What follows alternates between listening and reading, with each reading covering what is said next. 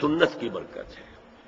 تو اسلام کی بنیاد قرآن و سنت پر ہے، اور قرآن سے تدبر کرنے کے لیے قرآن پر اور استنباط کرنے کے لیے تعویل خاص پر بھی نظر ہونی چاہیے۔ You get the background جس کے اندر کہ وہ آیات نازل ہوئی، ٹھیک ہے، لیکن ان کی عام تعویل کی جائے گی کہ یہ ہمیشہ کے لیے اس سے کیا قانون جو ہے وہ مستنبط ہوتا ہے۔ اب چوتھی بات دیکھیے، عرب کا جاہلی معاشرہ جو ہے اس کا معاشرتی نظام کیا تھا؟ کیا وہاں عورتیں ننگی رہتی تھیں؟ کیا وہاں کوئی خاندانی نظام نہیں تھا؟ یہ نہ سمجھیے کہ وہاں کوئی اس طرح کا معاملہ تھا کہ کوئی خلا تھا۔ نمبر ایک، ان کا قبائلی نظام بہت مضبوط تھا، اور جب قبائلی نظام مضبوط ہوتا تو خاندانی نظام بہت مستحکم ہوتا۔ قبیلہ خاندانوں کے مجموعے کا نام ہے نا۔ نمبر دو، شرفاء کی جو خواتین ہوتی تھی ان کے عام لباس کے علاوہ دو چیزیں اور ان کے استعمال میں رہتی تھی۔ ایک خمار، اوڑھنی، گھروں کے اندر وہ اوڑھنی اوڑھتی تھی۔ ایک جلباب، لمبی سی چادر کہ جب باہر نکلتی تھی تو اس میں اپنے پورے جسم کو لپیٹ لیتی تھی، لیکن چہرہ نہیں چھپاتی تھی۔ یہ جلباب کا لفظ قرآن میں آیا، خمار کا خمر ہننا، جلابیب ہننا، یہ الفاظ انہیں معلوم تھے نا، ان کے زیر استعمال تھے نا، ورنہ کوئی نیا لفظ کہاں سے آ جاتا؟ تو جلباب اور خمار ان کے لباس کا حصہ تھا، گھر میں اوڑھنی، اور باہر نکلے تو ایک بڑی چادر میں اپنے آپ کو لپیٹ لے، لیکن چہرہ نہیں چھپانا، سر کے اوپر بھی ضروری نہیں ہے کہ کچھ ہے ہو۔ البتہ نہ گھر کے اندر کوئی مخلوط اجتماعات کی کوئی پابندی تھی، مرد ہیں عورتیں ساتھ ہیں، بیٹھے باتیں ہو رہی ہیں، خوش گپیاں ہو رہی ہیں، کھانا کھا رہے ہیں ساتھ مل کر، جیسے آج ویسٹ میں ہے۔ اور نہ ہی اور باہر جو ہے کوئی مخلوط جو ان کے اجتماعات تھے ان کے اوپر کوئی پابندی تھی، ایک جو ہے مخلوط معاشرہ تھا۔ لیکن نمبر تین، وہاں ایک طبقہ تھا کنیزوں کا، کنیزیں، باندیاں، عام خادمیں، انہیں جاریات بھی کہہ دیتے تھے، چھوکریاں۔ ان کا جو ہے معاملہ یہ تھا کہ ان کے لیے نہ کوئی جلباب تھی، نہ کوئی خمار تھا، یہ ننگے سر، ننگے منہ، چہرہ کھلا ہوا آتی تھی۔ لباس کے بھی کوئی بہت زیادہ ان کے کوڈ نہیں تھے۔ بے پردگی، عریانی، بے حیائی اور بے شرمی، یہ سب ان میں تھا۔ یہاں تک کہ ان کے آقا ان سے پروسٹیٹیوشن بھی کرواتے تھے، جس کو کہ روکا ہے قرآن نے آ کر سورہ نور کے اندر۔ ذریعہ بناتے تھے آمدنی کا، میری کنیز ہے، کوئی اسے استعمال کرے، پیسے دے، کمائی ہے نا اس کی، میرے پاس آئے گی، میری کنیز۔ تو یہ پروسٹیٹیوشن، قحبہ گری جو ہے یہ بھی ان کے اندر عام تھی۔ تو یہ دو طبقے ہو گئے، شرفاء کی خواتین اور یہ عام چھوکریاں، خادمائیں، باندیاں، کنیزیں، جاریات۔ اور ان سے چھیڑ چھاڑ کرنے کا لوگوں کو حق تھا۔ وہ بازار میں نکلی ہے تو وہ چھیڑے گا، کیونکہ وہ تو ان کا معاملہ یہ ہے۔ پروسٹیٹیوشن کے لیے بھی جب آمادہ ہے یا ایک ہے معاملہ چل رہا ہے پروسٹیٹیوشن کا بھی، تو چھیڑ چھاڑ کے اندر تو کوئی بھی رکاوٹ ہے ہی نہیں۔ اس پس منظر میں دیکھیے اسلام نے جو معاشرتی چینجز کی ہیں، جو معاشرتی اصلاحات کی ہیں، ان کے ہدف کیا ہے؟ پہلا ہدف مضبوط خاندانی نظام۔ یہ خاندانی نظام شروع ہوتا ہے ایک مرد اور ایک عورت کے درمیان ازدواج سے، اور وہاں نکاح ہوتا تھا۔ ان دونوں کے درمیان جتنی محبت ہوگی، جتنا قرب ہوگا، جتنا باہمی اعتماد ہوگا، اتنا ہی خاندان مضبوط ہوگا۔ اس لیے کہ یہ فرسٹ ڈائمنشن ہے خاندان کی، شوہر اور بیوی۔ اب شوہر اور بیوی کو اللہ نے اولاد دے دی، second dimension has been added now. استحکام خاندان کے لیے ضروری ہے کہ اولاد والدین کا ادب کرے، ان کی خدمت کرے ان کے بڑھاپے میں۔ یہ کہنے کی ضرورت نہیں تھی کہ اولاد سے محبت کرو، اولاد کی محبت تو دل میں ہے ہی ہے، اور اس کے لیے تو یہ کہنا پڑتا زیادہ محبت نہ کرو، زیادہ لاڈ پیار کرو گے بگڑ جائیں گے، ان کے محبت کی وجہ سے حرام میں منہ نہ مارو، انہیں اچھا کھلانا اچھا پہنانا یہ روکا گیا ہے، کہیں نہیں کہا گیا اپنی اولاد سے محبت کرو، وہ تو ہے کریں گے، ہاں لیکن بوڑھے والدین، قرآن میں 5 جگہ اللہ کے حق کے فوراً بعد والدین کا حق ہے۔ وَقَضَىٰ رَبُّكَ أَلَّا تَعْبُدُوا إِلَّا إِيَّاهُ وَبِالْوَالِدَيْنِ إِحْسَانًا أَنِ اشْكُرْ لِي وَلِوَالِدَيْكَ۔ دیکھیے سورہ لقمان میں أَنِ اشْكُرْ لِي، شکر کرو میرا، میں خالق ہوں تمہارا، رب ہوں تمہارا، وَلِوَالِدَيْكَ، اور اپنے والدین کا، کیونکہ وہ ذریعہ بنے ہیں تمہارے اس دنیا میں آنے کے، اور تم جب چھوٹے سے تھے انہوں نے ہی پالا پوسا ہے، اپنا پیٹ کاٹ کر تمہیں کھلایا ہے، اپنی رات کی نیندیں حرام کر کے تمہیں پالا ہے، لہذا وَقَضَىٰ رَبُّكَ أَلَّا تَعْبُدُوا إِلَّا إِيَّاهُ وَبِالْوَالِدَيْنِ إِحْسَانًا۔ اور تیسری ڈائمنشن بہن بھائیوں میں رشتہ، اولو الارحام، صلہ رحمی کرو، اخوت، یہ 3 ڈائمنشن ہوئے نا۔ ہمارا سپیس کا تصور کیا ہے؟ 3 ڈائمنشنل سپیس، چوڑائی، لمبائی اور اونچائی یا گہرائی، تو یہ 3 ڈائمنشنز ہے خاندان کے ادارے کی، اس میں سے بقیہ 2 پر میرا گفتگو کا موضوع نہیں ہے، پہلا جو ہے وہ گفتگو کا اصل موضوع ہے۔ اگر شوہر اور بیوی کے درمیان اعتماد نہ ہو، شوہر کو یہ یقین نہ ہو کہ میں جب باہر جاتا ہوں میری بیوی کیا کرتی ہے،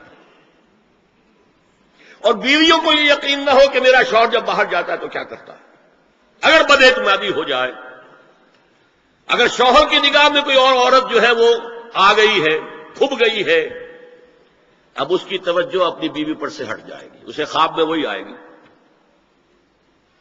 یہ بانڈ آف لو کمزور ہو گیا۔ اگر باپ کو یہ یقین نہ ہو کہ یہ اولاد میری ہی ہے،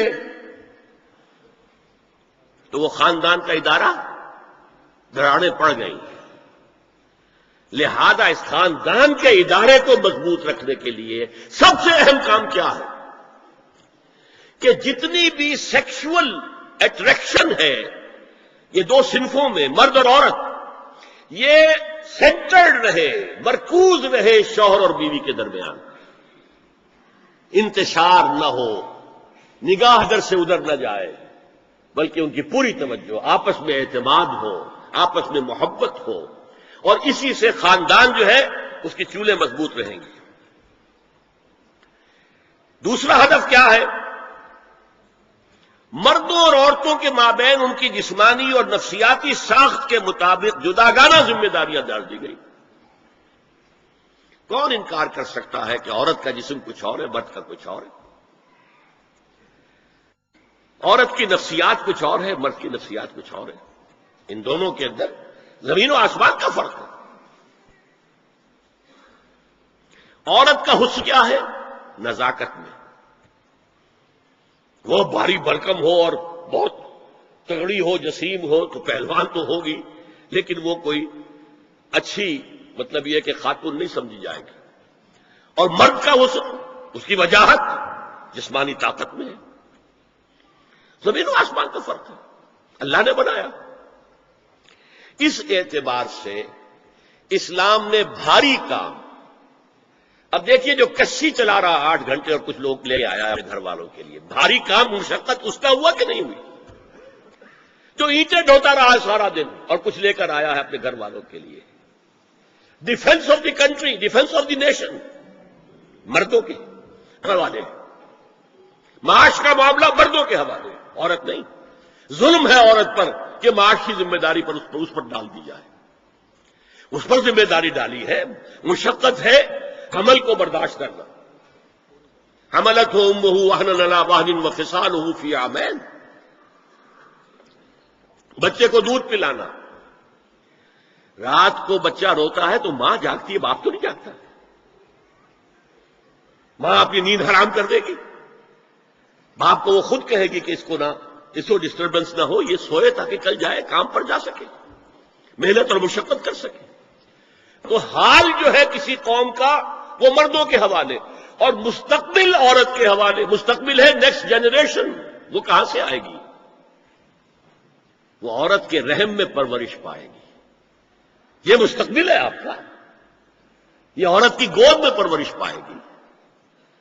تو مستقبل کا سارا بوجھ عورت پر، حال کی ساری ذمہ داریاں، معاش، ڈیفنس، ہر شے مرد پر. نمبر 3 جو ہدف ہے بہت بڑا بہت بڑا بہت بڑا، جنسی انضباط، سیکس ڈسپلن، زنا کی روک تھام. لا تقربوا الزنا انہ کان فاحشۃ وساء سبیلا. زنا کے قریب تک نہ پھٹکو. یہ نہیں کہا کہ لا تزنوا، نہیں، قریب تک نہ پھٹکو. جیسے کہ یہ فیصل آباد کا ہمارا گول چکر ہے اور 8 بازار آ رہے ہیں. اب کوئی سرکاری پروگرام یہ ہے کہ اس گول چکر تک، چوک تک کوئی بھی جلوس نہ پہنچے، تو 8 بازاروں کو بند کرو گے نا. لہذا دور دور تک اللہ تعالی نے وہ حدیں لگا دی ہیں کہ زنا کی ترغیب نہ ہو، زنا کے راستے جو ہے وہ مسدود ہو جائیں. اور زنا کے بارے میں اب دیکھیے، یہ اس دور کی انٹلیکچوئل خیانت، ڈس آنیسٹی کا سب سے بڑا معاملہ ہے. جدید نفسیات کا بابا آدم مانا جاتا ہے فرائڈ،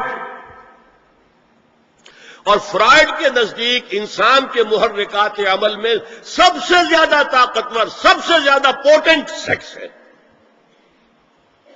مارکس نے قرار دیا پیٹ کو معاشی ضرورت، فرائڈ نے کہا نہیں، سیکس ہے اصل شے، اصل محرک انسان میں. یہاں تک کہتا ہے ایڈیپس کمپلیکس، باپ اگر محبت بھری نگاہ سے بیٹی کو دیکھ رہا ہے تو یہ بھی سیکس ہے، اور ماں اگر بیٹے سے محبت کر رہی ہے تو یہ بھی سیکس ہے. انا للہ و انا الیہ راجعون. ان کمبختوں کا اصل یہ معاملہ ہے کہ ایک شے پر نگاہ جم گئی تو سب کچھ اسی کے گرد گھما دیا. مطلب بات غلط نہیں ہے. Sexual motive one of the most important motives, no doubt about it. اگر یہ نہ ہو، اگر عورت میں مرد کے لیے اٹریکشن نہ ہو، اگر عورت کو مرد کی احتیاج نہ ہو، تو تمدن ختم ہو جائے. کون شادی کا کھکیڑ مول لے گا؟ ایک پیٹ پالنا اور ہے، خاندان کی ذمہ داری اور ہو جائے گی. یہ اس قدر زبردست جو ہے، یہ موٹیویشن ہے، اندر سے جذبہ ہے اور اٹریکشن ہے شدید. اس اعتبار سے یوں سمجھیے، جتنا زوردار گھوڑا ہو اتنی ہی زوردار لگام چاہیے اگر ڈسپلن میں رکھنا چاہتے ہیں. لہذا اس سیکس کو ڈسپلن میں لانے کے لیے کہ قانونی تعلق ہو ایک مرد اور عورت کے درمیان، ازدواج ہو، شادی ہو جائے، یا دوسرا راستہ وہ بھی تھا جو آج کل نہیں رہا، باندھی ہو کسی کی، مل کے یمین ہو، ان کے اندر سیکشول انٹرکورس جو ہے وہ ہو اور اس سے باہر نگاہ بھی نہ جائے. اس زنا کے بارے میں حضور نے جو، اچھا ایک تو میں آپ کو بتاؤں کہ قرآن اور حضور دونوں کس قدر حقیقت پسند ہیں.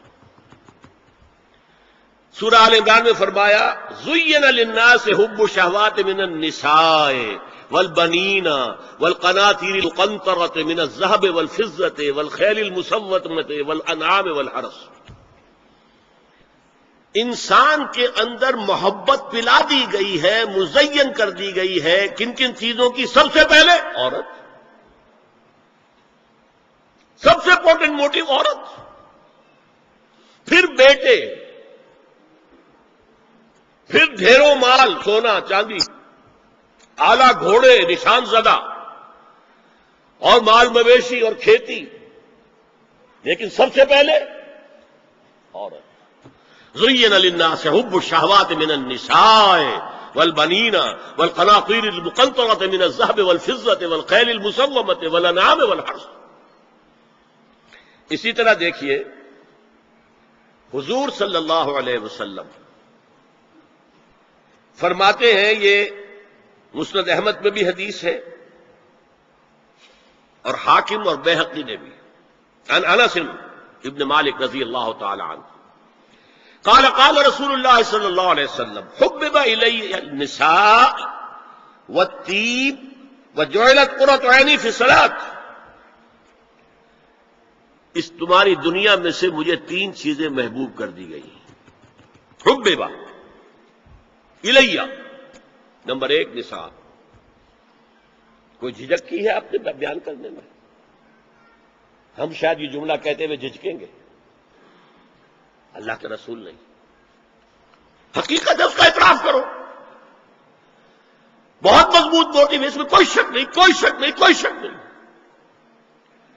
حبب الی النساء والطیب، خوشبو، وجعلت قرۃ عینی فی الصلاۃ، اور میرے آنکھوں کی ٹھنڈک نماز میں ہے. اسی طرح خود قرآن میں سورہ احزاب میں جب حضور سے کہا گیا کہ اب بس جتنی شادیاں ہو چکی تھیں آپ نے کر لی ہیں، اب آئندہ نہ کیجیے، وہاں بھی صاف الفاظ آئے ہیں. اللہ کو بھی واللہ لا یستحیی من الحق، اللہ کو حق بات کہنے میں کوئی حیا یا کوئی جھجک نہیں ہے. وَلَوْ أَعْجَبَكَ حُسْنُهُنَّ، اے نبی چاہے عورتوں کا حسن جو ہے وہ آپ کو بھلا لگے، لیکن اب آئندہ شادی نہیں. یہ میں تائید کر رہا ہوں فرائڈ کی. اس گدھے نے جو آگے تک پہنچا دیا ہے معاملہ وہ ہے غلط. بنیادی بات صحیح ہے، قرآن مجید کے مطابق ہے کہ سیکس موٹیو بہت سخت ہے، بہت زوردار ہے.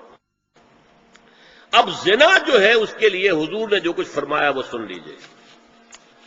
عن ابن عباس قال ما رأيت شيئا اشبه باللمم مما قال ابو ہریرہ عن النبی صلی اللہ علیہ وسلم. حضور کی حدیث ہے، ان اللہ كتب على ابن آدم حظه من الزنا ادرک ذلك لا محال. اللہ تعالیٰ نے ہر انسان کا زنا میں ایک حصہ لکھ دیا ہے جو اس کو پہنچ کر رہے گا. فزنا العین النظر، آنکھوں کا زنا ہے نامحرم عورت کو دیکھنا، یہ بھی زنا ہے. اگر زنا کو روکنا ہے تو یہاں پر بھی قدغن لگے گی. ایک جگہ آیا ہے حدیث میں النظر سہم، یہ تیر ہے. یہ نظر جو ہے نگاہوں کے تیر، یہ تو آپ شاعری کے اندر بھی اور گانوں کے اندر بھی نگاہوں کے تیر سنتے ہیں کہ نہیں سنتے؟ النظر سہم، یہ تیر ہے. وزن اللسان النطق یا منطق، زبان کا زنا ہے کسی عورت سے گفتگو کر کے چٹخارے لینا. عورت کی آواز میں بھی ایک لوچ ہے، حسن ہے. اللہ تعالیٰ نے اسے سراپا ایسا بنایا ہے کہ مرد کے لیے اس کی ہر شے کے اندر اٹریکشن ہے، اس کی آواز میں اٹریکشن ہے. والنفس تمنا و تشتہی، اور باقی رہ گیا نفس، وہ تمنا کرتا ہے کہ اب میں اس سے آگے بھی بڑھوں اور زنا بھی کر لوں. والفرج یصدق ذلک کلہ اور یکذب، لیکن یہ ہو بھی سکتا ہے نہیں بھی ہوتا، لیکن یہ زنا تو کر چکا نا. کان کا زنا اس نے کر لیا، آنکھ کا زنا اس نے کر لیا، زبان کا زنا اس نے کر لیا. ایک کو زنا کی تعریف ملا ہے. ایک اور روایت ہے جو مسلم میں ہے، عن ابی ہریرہ کتب علی ابن آدم نصیبہ من الزنا مدرک ذلک لا محالہ فالعینان زناہما النظر والاذنان زناہما الاستماع واللسان زناہما الکلام والید زناہا البطش والرجز زناہا الخطأ والقلب یہوی وتمنا. یہ زبان کا بھی زنا ہو رہا ہے، کان کا بھی زنا ہو رہا ہے، ہاتھ کا بھی ہو رہا ہے، کہیں لمس کیا ہے عورت کے جسم کو، ہاتھ ملایا ہے اس سے، اور چل کر کہیں جا رہا ہے دیکھنے کے لیے، یہ پاؤں کا زنا ہو رہا ہے.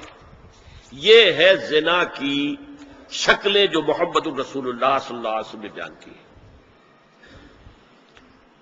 تو زنا کا روک تھام، زنا کی جو ہمارے معاشرتی اہداف کے اندر بہت اہم ہے، بہت اہم ہے، بہت اہم، ورنہ معاشرہ ٹوٹ پھوٹ کا شکار ہو جائے گا.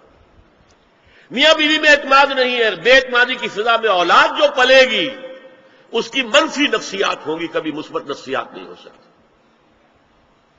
والدین میں محبت ہے، آپس میں اعتماد ہے، تو ایک دوسرے پر اعتماد ہے، ایک دوسرے کا لحاظ ہے، ایک دوسرے کی دلجوئی ہے، ایک دوسرے کی مدد ہے. یہ ساری چیزیں جو ہے وہ ایک فضا پیدا کرتی ہیں گھر کے اندر. وہ ایک نارمل، ایک صحت مند فضا جس میں کہ نئی نسل پروان چڑھے گی، تو وہ ایک پازیٹیو اور مثبت نفسیات لے کر پیدا ہوگا۔ اچھا، اور دیکھیے اس میں کیا کیا کچھ حضور کی طرف سے آئے ہیں۔ حضرت جابر ابن عبداللہ فرماتے ہیں من کان یؤمن باللہ والیوم الآخر فلا یخلون بامرأۃ لیس معہا ذو محرم فإن ثالثہما الشیطان، رواہ احمد۔ دیکھو، جو شخص بھی اللہ پر اور یوم آخر پر ایمان رکھتا ہو، وہ کبھی کسی اجنبی عورت کے ساتھ خلوت میں نہ رہے، ملاقات نہ کرے جس کے ساتھ کہ اس کا کوئی محرم شامل نہ ہو۔ کوئی عورت آئی ہے آپ سے مسئلہ پوچھنے کے لیے، اس کا باپ، اس کا بیٹا، اس کا بھائی، اس کا شوہر ساتھ ہونا چاہیے، اکیلے نہیں، اس لیے کہ ثالثہما الشیطان۔ جہاں یہ ایک مرد اور ایک عورت جو ایک دوسرے کے لیے نامحرم ہے، جب ملیں گے تیسرا وہاں شیطان موجود ہوگا۔ اسی طرح حضرت ابن عباس کی روایت ہے لا یخلون رجل بامرأۃ الا ومعها ذو محرم ولا تسافر المرأة الا مع ذی محرم۔ کوئی مرد کسی عورت کے ساتھ خلوت میں نہ ہو، اکیلے نہ ہو، مگر یہ کہ اس عورت کے ساتھ اس کا محرم موجود ہو، اور کوئی عورت سفر نہ کرے جب تک کہ اس کے ساتھ محرم موجود نہ ہو۔ اب آئیے چھٹی بات، اسلام میں جو اصلاح کی گئی ہے مختلف میدانوں میں، اس کے دو اصول ہیں۔ نمبر ایک، تدریج سے اصلاح ہوتی ہے، ایک دم نہیں۔ نمبر دو، اصلاح کا عمل گھر سے شروع ہونا چاہیے۔ Charity begins at home. اب میں مثلا مثال دے رہا ہوں، دیکھیے شراب کی حرمت کے ضمن میں 3 درجوں میں حرمت ہوئی ہے۔ سورہ بقرہ میں فرمایا گیا یسألونک عن الخمر والمیسر قل فیہما اسم کبیر ومنافع للناس واسمہما اکبر من نفعہما، بات ختم۔ اے نبی، یہ آپ سے پوچھ رہے ہیں شراب اور جوئے کے بارے میں، اسے کہہ دیجئے ان دونوں میں بہت بڑے گناہ کی بات ہے، اگرچہ لوگوں کے لیے کوئی نفع بھی ہے، لیکن ان کا گناہ نفع سے بہت بڑھ کر ہے، اشارہ دے دیا۔ بہت سے صحابہ نے اسی آیت پر شراب نوشی ترک کر دی، تو معلوم ہوا وچ ہے دی ونڈ از بلوئنگ، اب ہوا کا رخ کیا ہے، کہاں جا رہی ہے ہوا۔ پھر آگے سورہ نساء میں آیت آگے ولا تقربوا الصلاۃ وانتم سکارى، دیکھو اگر تم نشے کے اندر ہو شراب کے تو نماز کے قریب مت جاؤ، پتہ نہیں تم کیا کہنا شروع کر دو، تو غالب کی عشقیہ غزلی پڑھنی شروع کر دو کھڑے ہو کر، کیا پتہ۔ ایک اور مل گیا پوائنٹر، نماز جیسی شے سے روکنے والی شے جو عماد الدین ہے، وہ تو بہت بری شے ہوئی، بہت سے لوگوں نے اس کے بعد چھوڑ دی۔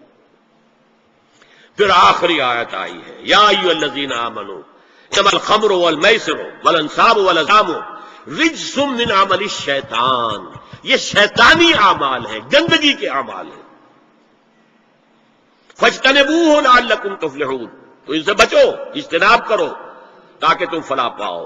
انما یرید الشیطان ان یوقع بینکم العداوۃ والبغضاء فی الخمر والمیسر، یہ شیطان یہ چاہتا ہے کہ شراب اور جوئے کے ذریعے سے تمہارے مابین دشمنی پیدا کر دے۔ شراب میں آدمی لڑ پڑا، جوئے کے اندر بھی ہارتا ہارتا ہارتا آخر کھڑا ہو جاتا، مار پیٹ کے اوپر تیار، ہلاک کرتا۔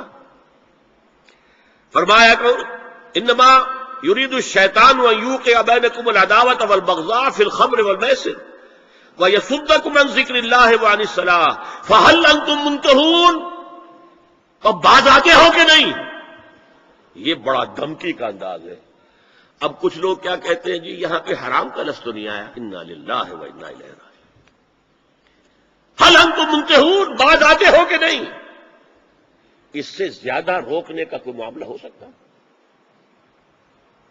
اور حدیث میں اندر اصول آ گیا ما اسکر کثیرہ فقلیلہ حرام، جو شے اگر زیادہ مقدار میں ہو اور نشہ لے آئے تو اس کی چھوٹی مقدار، تھوڑی مقدار بھی حرام ہے، شراب کا ایک قطرہ بھی حرام ہے۔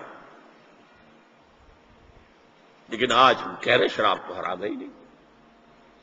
تاکہ مغرب مان لے کہ ہاں یہ تو بڑے ماڈریٹ لوگ ہیں، بڑے لبرل لوگ ہیں، روشن خیال ہیں، یہ کوئی دقیانوسی نہیں ہے، یہ فنڈامنٹلسٹ نہیں ہے۔ اسی طریقے سے یہ جو معاشرتی معاملے میں اصلاح کا دائرہ شروع ہوا ہے، اس میں ہم دیکھتے ہیں کہ ابتدا میں ازواج مطہرات سے خطاب ہے، جسے دلیل بنا لیا بعض لوگوں نے۔ یہ احکام تو صرف ازواج مطہرات کے لیے ہے، حالانکہ میں نے اصول پہلے بتا دیا، چیریٹی بگنز ایٹ ہوم۔ جیسے حضور فرماتے تھے انا اول المسلمین، دیکھو میں تمہیں اسلام کی دعوت دے رہا ہوں، سب سے پہلا مسلمان میں خود ہوں۔ انا اول المومنین، میں تمہیں ایمان کی دعوت دے رہا ہوں، پہلا مومن میں ہوں۔ تو جب تک انسان اپنے کردار سے بات واضح نہ کرے تو واز جو ہے وہ مفید نہیں ہوتا، مؤثر نہیں ہوتا۔ لہذا سب سے پہلے بات جو کی گئی وہ کی گئی ہے حضور کی ازواج مطہرات سے۔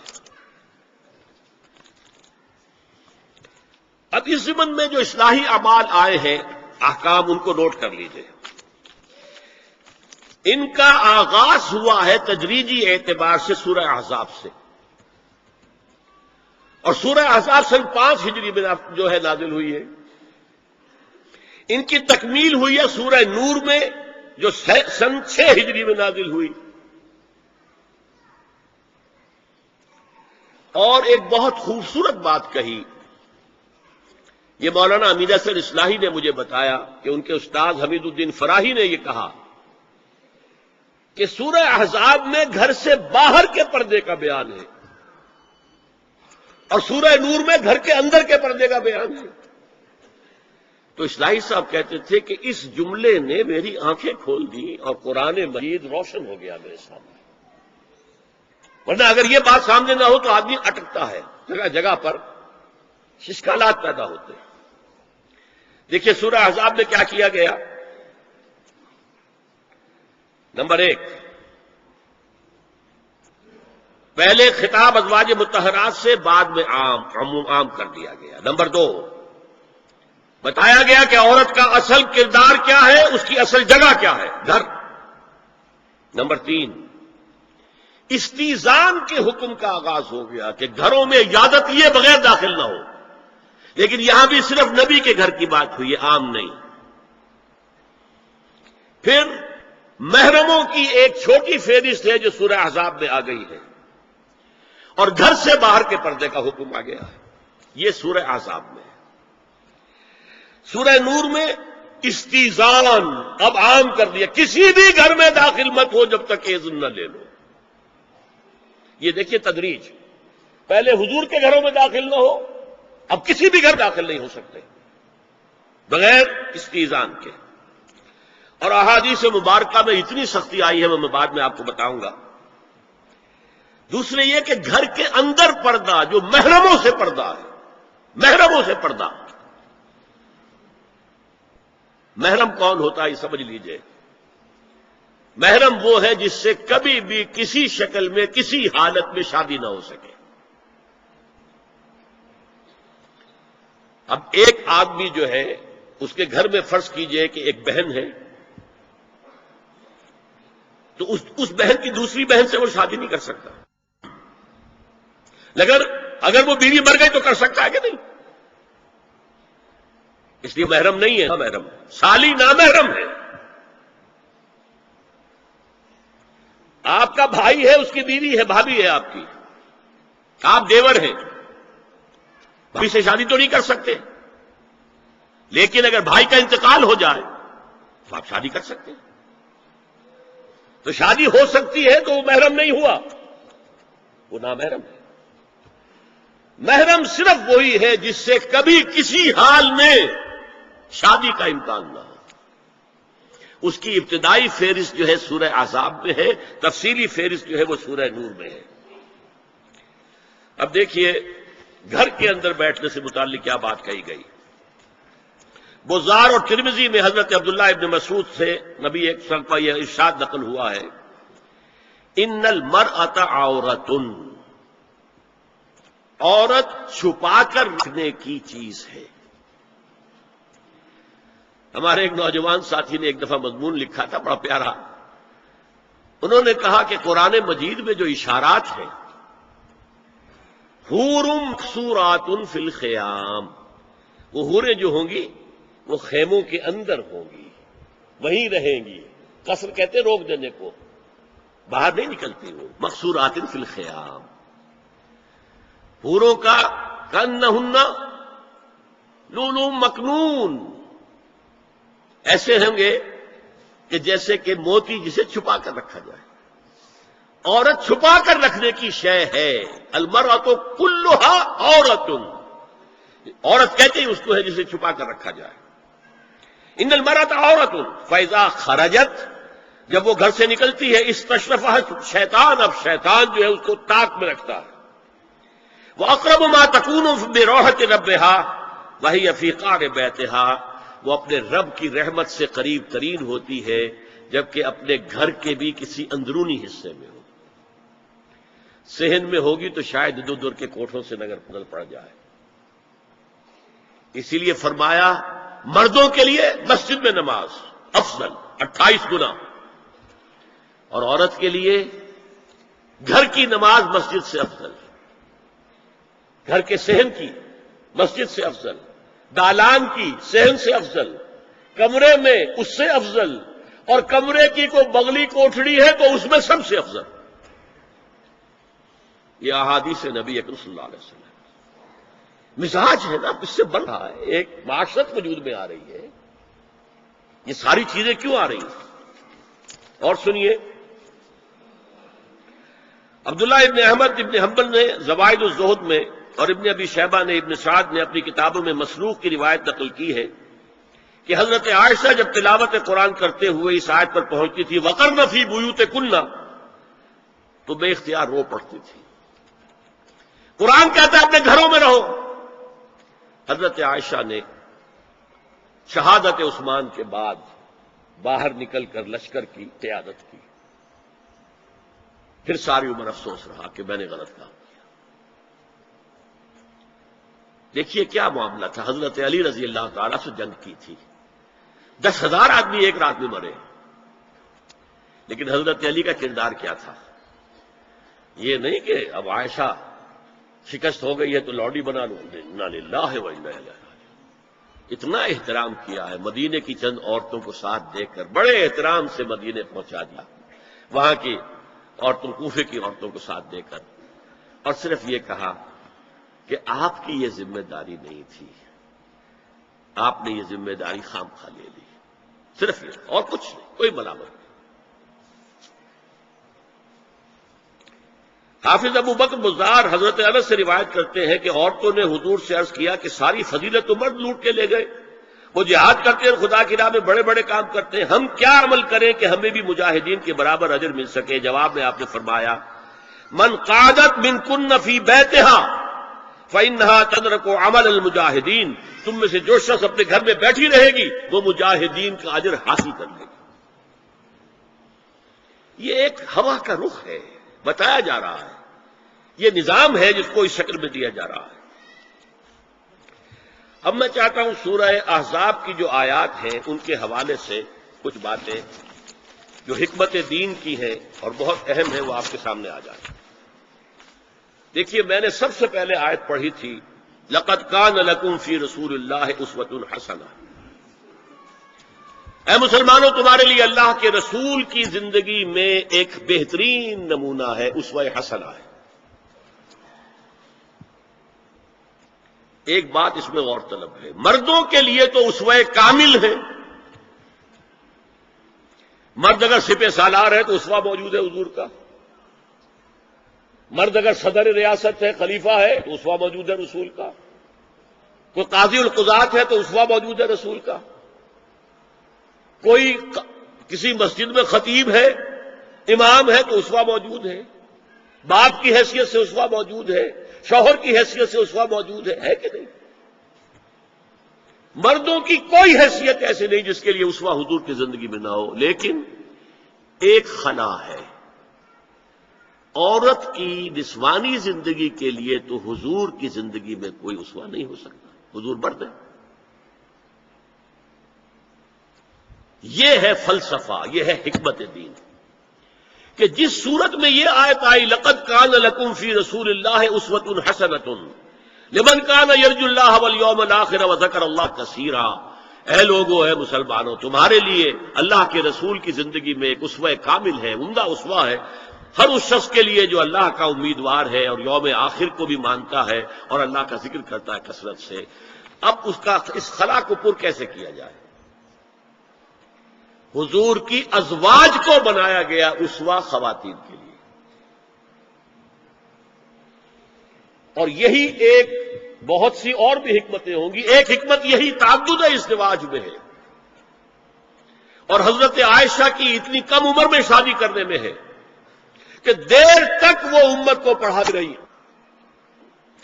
شوہر اور بیوی کے درمیان خالص پرائیویٹ معاملات کے اندر بھی ہدایت دیتی رہی۔ آخر وہ بھی انسان کی ضرورت ہے کہ نہیں؟ آپ کو معلوم ہے ایک مرتبہ بعض صحابہ نے آ کر کہا، حضور یہ یہودی جو ہے ہم پر طنز کرتے ہیں کہ تمہارے نبی تمہیں بڑی چھوٹی چھوٹی باتوں کا حکم دیتے ہیں۔ آپ نے فرمایا کہ ہاں، ہمارے نبی نے تو ہمیں استنجا کرنا بھی سکھایا، بجائے کسی کمپلیکس کے انفیریورٹی کے سپیریورٹی کی بات کرو۔ استنجا ضروری شے نہیں ہے، گندگی سے نجات پانا ضروری شے نہیں ہے، طہارت ضروری شے نہیں ہے، ہمارے نبی نے تو استنجا کرنا بھی سکھایا۔ تو تعلق زن و شو کون بتائے گا؟ حضور بتائیں گے کسی کو؟ ازواج کو ضرورت ہوتی ہے، بڑا مسئلہ ہے، روزے میں کہاں تک جا سکتا ہے انسان؟ آخر کون بتائے گا؟ ازواج مطہرات نے بتایا۔ تو اسوہ بنانے کے لیے دیکھیے یہ آیات آئی ہیں، یہ 3 آیتیں سورہ احزاب کی یوں سمجھیے کہ نچوڑ ہے اس مسئلے میں۔ یا نساء النبی لستن کاحد من النساء، اے نبی کی بیویوں تم عام عورتوں کے مانند نہیں ہو۔ تو کیا وہ عورتیں نہیں تھیں؟ عورتیں تو تھیں۔ کیا ان کے احساسات عورتوں والے نہیں تھے؟ تو تھے۔ کیا بات ہے؟ تم نبی کی بیویاں ہو، تمہیں اسوہ بننا ہے۔ ان اتقیتن فلا تخضعن بالقول، اگر تمہیں واقعی اللہ کا تقوی اور خوف ہے تو کسی اجنبی سے اگر بات کرنے کی ضرورت پیش آ جائے تو اپنی آواز میں لوچ مت پیدا کرو۔ فیطمع الذی فی قلبہ مرض، کہ جس شخص کے دل میں کوئی روگ ہے، گندگی ہے، وہ کوئی آس لگا بیٹھے کہ یہ جو مجھ سے گفتگو کر رہی ہیں، جس انداز میں کر رہی ہیں، جس لگاوٹ کے ساتھ کر رہی ہیں، تو کوئی نہ کوئی موقع ہے میرے لیے۔ انا للہ و انا الیہ راجعون، سخت آواز میں بات کرو۔ وقلن قولا معروفا، اور معروف بات کہو صرف، اس سے آگے بڑھنے کی کوئی ضرورت نہیں۔ وقرن فی بیوتکن ولا تبرجن تبرج الجاہلیۃ الاولی، اور قرار پکڑو اپنے گھروں میں، وقار کے ساتھ رہو اپنے گھروں میں، تمہاری اصل جگہ گھر ہے، باہر نکلنا تمہارا کام نہیں ہے۔ ہاں ضرورت ہو سکتی ہے، اس کا بعد میں ذکر آ جائے گا، لیکن فلسفہ کیا ہے؟ عورت کی اصل جگہ اس کا گھر ہے۔ جو ڈیوٹی کی تقسیم کر دی گئی ہے اللہ کی طرف سے، اس میں عورت کا اصل مقام اس کا گھر ہے۔ میں حدیث سنا چکا ہوں کہ جب گھر سے عورت نکلتی ہے تو شیطان تاکتا ہے اس کو، پھر ظاہر بات ہے کہ اس سے جو فتنے پیدا ہوتے ہیں وہ سب شیطان کے ذریعے سے ہوتے ہیں۔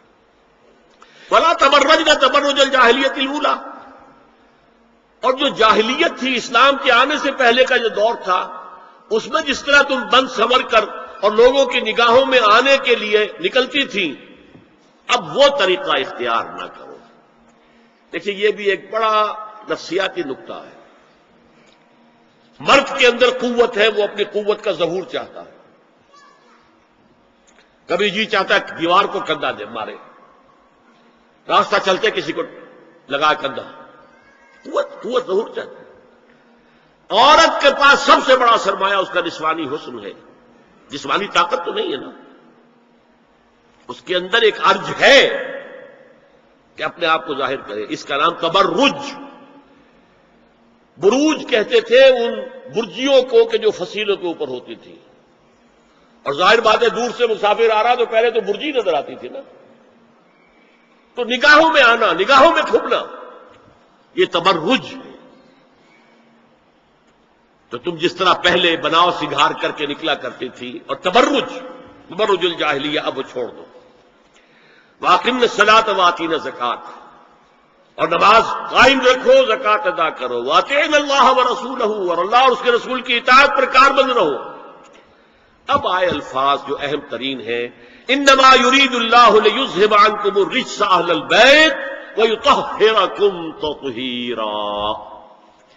اے نبی کے گھر والیو، اللہ یہ چاہتا ہے کہ تم سے ہر طرح کی برائی، ہر طرح کی ناپاکی کو دور کر دے اور تمہیں پاک کر دے. پاک کرنا کر، خوب خوب خوب خوب. تطہیرا، یطہرکم تطہیرا. کیوں؟ تمہیں نمونہ بننا ہے، تمہیں اسوہ بننا ہے. یہ الفاظ اصل میں آئے ہیں قرآن مجید میں ازواج مطہرات کے بارے میں. سارا جملہ چل رہا ہے یا نساء نبی سے. ہمارے کچھ دوستوں نے اس کو کہا ہے کہ اہل بیت سے مراد حضرت علی، حضرت فاطمہ، حضرات حسنین ہیں. وہ بھی حضور نے فرمایا. میں نے ایک ٹی وی مذاکرے کے اندر بھی جب کچھ حضرات کہہ رہے تھے کہ اہل بیت تو اصل میں وہ ہیں، میں نے کہا نہیں، اصل میں بیویاں ہیں لیکن وہ بھی اہل بیت ہیں. حضور نے ایک چادر میں جب سمیٹا سب کو، تو یہ بھی اللہ اہل بیت، یہ بھی میرے اہل بیت ہیں. سلمان منا اہل البیت، سلمان بھی ہمارے اہل بیت میں سے، جو جتنا قریب ہوا. لیکن قرآن میں یہ لفظ آتا ہے صرف بیویوں کے لیے، ازواج کے لیے. حضرت ابراہیم کے پاس جب فرشتے آئے تھے حضرت اسحاق کی ولادت کی خبر دینے کے لیے، تو جب حضرت سارہ نے سنا تو وہ آئیں اپنے 72 مارتی ہوئی اپنے پیشانی پر. آلد وانا عجوز وہذا بالی شیخا، کیا میں جنوں گی اب جبکہ میں بڑھی پھوس ہو گئی ہوں اور میرا یہ شوہر جو ہے یہ بھی بڑھا پھوس ہے. 100 برس کی عمر تھی حضرت ابراہیم علیہ السلام کی، اور کتنی ہوگی اس کے آس پاس ہی ہوگی، 90-95 حضرت سارہ ہوگی. اس کو فرشتوں نے کہا تھا کہ کیا آپ اللہ کی رحمت سے مایوس ہو گئی؟ السلام علیکم وبرکاتہ اہل البیت، اے نبی کے گھر والی، اے نبی کے گھر والوں، تم پر اللہ کی سلامتی ہو، رحمت ہو. تو اہل بیت کا لفظ قرآن میں 2 جگہ آیا ہے، یا حضرت سارہ کے لیے حضرت ابراہیم کی وجہ، اور یا نساء النبی. تمہیں تو پاک کرنا ہے، پوری طرح پاک کرنا ہے، پوری طرح پاک کرنا ہے تاکہ تم اسوہ بن جاؤ. جو خلا ہے اسوہ محمدی میں صلی اللہ علیہ وسلم، وہ تمہارے ذریعے پورا کرنا ہے. اس لیے پہلا خطاب جو ہے، اب یہ دونوں باتوں سے ہو گیا. ایک تو چیریٹی بگنز ایٹ ہوم، جو بھی اصلاح کا عمل ہو گھر سے ہونا چاہیے. اور نمبر 2 یہ کہ ازواج مطہرات کو امت کی تمام خواتین کے لیے ہمیشہ کے لیے اسوہ بنانا ہے.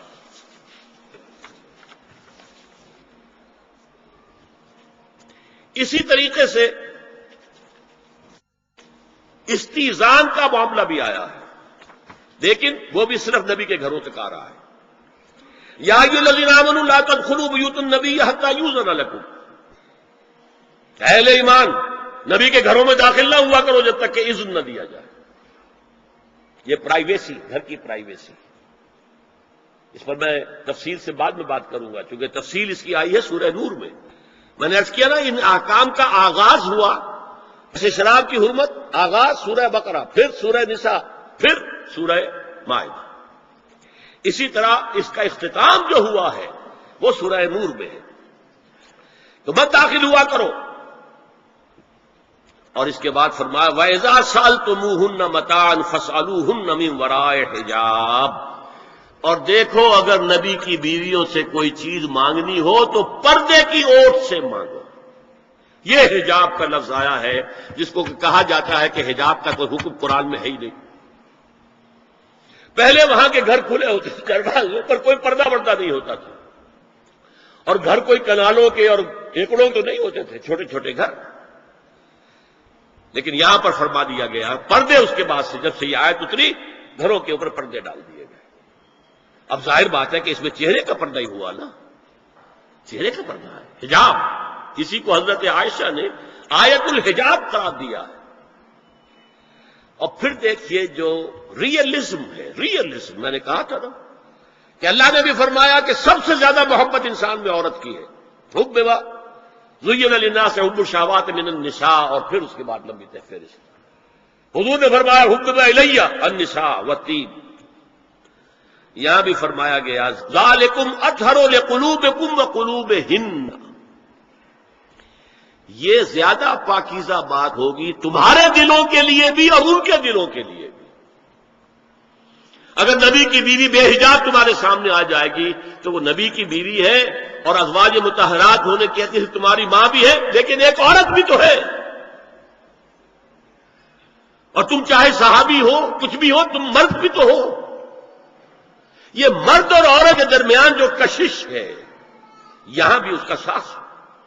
نبی کی بیویوں کو بھی یہ نہیں کہا کہ اس سے ماوراء ہے، معصوم تو کوئی نہیں نبی کے علاوہ، وہ تو اللہ کہہ رہا ہے ہم تمہیں پاک کر دینا چاہتے ہیں، پوری طرح پاک کر دینا چاہتے ہیں تاکہ تم تمام خواتین امت کے لیے اسوہ بن جاؤ۔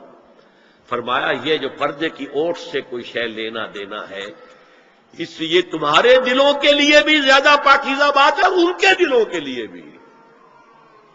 یہ ہے اللہ تعالی کا حکم سورہ احزاب کے اندر۔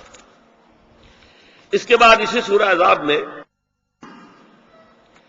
اس سے جو مستثنا ہے گھروں میں اذن لیے بغیر بھی داخل ہو سکے، جن کے سامنے ازواج مطہرات اپنے کھلے چہرے کے ساتھ آ سکتی تھی، ان کی ایک فہرست دی گئی۔ یہ مختصر فہرست ہے۔ لا جناح علیہن فی آبائہن ولا ابنائہن ولا اخوانہن ولا ابناء اخوانہن ولا ابناء اخواتہن ولا نسائہن ولا ما ملکت ایمانہن واتقین اللہ ان اللہ کان علی کل شیء شہیدا۔ کوئی حرج نہیں ہے ازواج مطہرات پر ان کے باپوں کے سلسلے میں۔ ابو بکر آئے تو جائیں سیدھے حضرت عائشہ کے حجرے میں، کون روکے گا؟ اور بیٹوں کے اور ان کے بھائیوں کے اور ان کے بیٹوں کے بھائی بھتیجے اور ان کی بہنوں کے بیٹے یعنی بھانجے، ولا نسائہن، اس کو میں چاہتا ہوں نوٹ کریں آپ، اپنی عورتیں، جان پہچان کی عورتیں، اجنبی عورتیں نہیں۔ اس پر مزید گفتگو ہوگی سورہ نور کے حوالے سے۔ ولا ما ملکت ایمانہن، اور جو ان کے ملک یمین ہیں، ان میں ایک رائے یہ ہے کہ مراد صرف باندیاں ہیں اور ایک مراد یہ ہے کہ اس میں مرد غلام بھی شامل ہیں۔ ایک رائے یہ ہے کہ مرد غلام جب تک کہ ابھی وہ بالغ نہ ہو، بچہ ہو۔ بہرحال یہ آراء ہے علیحدہ۔ واتقین اللہ ان اللہ کان علی کل شیء شہیدا، اور اللہ کا تقوی اختیار کرو، یقیناً اللہ ہر چیز کو دیکھ رہا ہے۔ اب آئیے سورہ نور کی طرف۔ اب میں یہاں پر سورہ نور میں آغاز جو ہوا ہے سورہ نور کا وہ سب کو معلوم ہے۔ زنا کی کیا حد ہے، سزا کیا ہے؟ غیر شادی شدہ زانی یا زانیہ اس کی سزا 100 کوڑے، اور اگر کوئی الزام لگائے اور ثبوت پیش نہ کر سکے، 4 گواہ نہ لا سکے تو قذف کی حد کیا ہے؟ 80 کوڑے۔ اس کے بعد اصل میں جو زنا کا سد باب کرنے کے لیے احکام ہے وہ آئے ہیں۔ چنانچہ اس میں سب سے پہلے کیا ہوا؟ استیزان کا حکم بڑی تفصیل کے ساتھ آیا، بہت تفصیل کے ساتھ آیا۔ یا ایھا الذین آمنوا لا تدخلوا بیوتا غیر بیوتکم حتی تستأنسوا وتسلموا علی اہلها ذالکم خیر لکم لعلکم تذکرون۔ اہل ایمان ہرگز مت داخل ہو اپنے گھروں کے علاوہ کسی اور گھر میں جب تک کہ تم ان کے ساتھ مانوس نہ ہو جاؤ، اذن نہ لے لو، ان پر سلام نہ کرو، یہی تمہارے لیے خیر بہتر ہے۔ اس کے بعد تفصیل آئی ہے، اس میں میں اس وقت نہیں جا رہا ہوں۔ اور جو لوگ اس پر عمل نہیں کرتے ان کے بارے میں قرآن مجید کیا کچھ، حضور کیا کچھ فرما رہے ہیں یہ آپ سن لیجئے، بہت سخت احکام ہے۔ عن ابی ہریرہ رضی اللہ عنہ ان رسول اللہ صلی اللہ علیہ وسلم قال لو ان امرأ اطلع عليك بغیر اذن فخذفته بحصاة ففقعت عینه ما كان عليك من جناح، متفق علیہ، بخاری اور مسلم دونوں کی ہے۔ اگر کوئی شخص تمہارے گھر میں بغیر اجازت کے داخل ہو جائے اور تم اس کی سزا کے طور پر اس پر کنکریاں پھینکو اور اس کی آنکھ پھوٹ جائے کنکری سے تو تم پر کوئی گناہ نہیں ہے۔ بغیر اجازت کے گھر میں آ گیا ہے، بغیر اذن کے، بغیر استئذان کے کنکریاں مارو اور کنکری سے آنکھ پھوٹ جائے، فما کان علیک من جناح، کوئی حرج نہیں۔ اسی طرح آیا ہے من اطلع دار قوم بغیر اذنہم ففقعوا عینہ فقد حضرت عینہ، یہ ابو داؤد کی روایت ہے۔ جو شخص بغیر اذن لیے کسی کے گھر میں داخل ہوا ہے اور اگر اس نے اس کی آنکھ پھوڑ دی تو اس کے اوپر کوئی ہرجانہ نہیں ہے، کوئی اس کی دیت نہیں، کوئی ہرجانہ نہیں۔